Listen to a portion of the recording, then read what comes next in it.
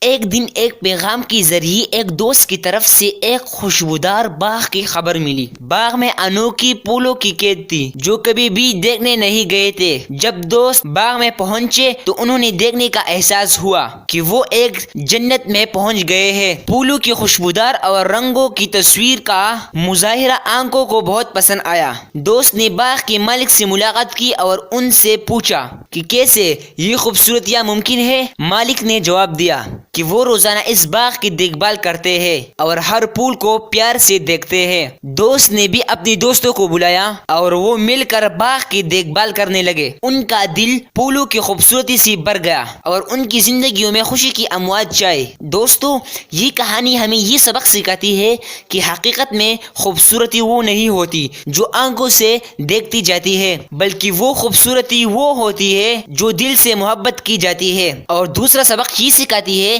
کہ حقیقی خوبصورتی ان دنیائی چیزوں میں نہیں بلکہ دوسروں کی خوشیوں میں ہوتی ہے جو ہم دل سے مدد کرتے ہیں اور ان کے ساتھ ہمیشہ پیار سے رہتے ہیں۔